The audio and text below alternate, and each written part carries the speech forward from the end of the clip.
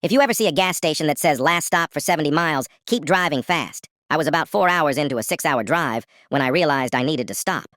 Not just for gas, but because I was falling asleep at the wheel. My eyes kept drifting shut for half a second at a time. That thing where you blink and suddenly you're 50 feet further down the road than you thought you were. I turned up the music and rolled down the window, but the cold air only helped for a few minutes. I needed caffeine. The highway was empty. I hadn't seen another car in at least 20 minutes. When I saw the glow of a gas station sign up ahead, I felt relieved. It was one of those old independent places, not a chain. The kind that looks like it hasn't been updated since the 80s. A single building with 2 pumps out front and a hand-painted sign that said, "Last stop for 70 miles." I pulled in and parked at the pump. The lot was empty except for a beat-up truck parked around the side of the building. I figured it belonged to whoever was working the night shift. I got out, stretched my legs, and filled my tank. I paid at the pump and headed inside. I should have just gotten back in my car and left, but I needed that coffee, and I needed to use the bathroom.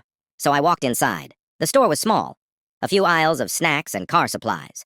A coffee station in the back corner with those glass pots that had probably been sitting on the burner for hours. A cooler full of sodas and energy drinks along the back wall.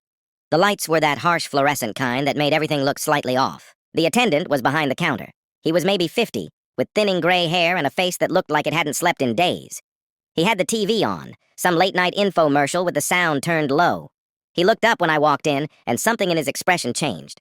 Just for a second, like he was surprised to see me, or worried. "Evening," he said. "Hey, just grabbing a coffee." I walked to the back and poured myself a cup. It was burnt and bitter, but I didn't care. I just needed the caffeine to get me through the next 2 hours. I grabbed a candy bar, too, and brought everything to the counter. The attendant rang me up slowly. He kept glancing past me toward the windows, toward my car. "Driving alone?" he asked. "Yeah. Long trip?" "Few more hours." He nodded, but didn't say anything else. He was staring at the window again. I turned to look, but there was nothing out there. Just my car at the pump. The empty highway beyond. "Something wrong?" I asked. He looked at me for a long moment. Then he slid a piece of paper across the counter. A napkin. He had written on it in pen. "You're being followed. Don't go back to your car.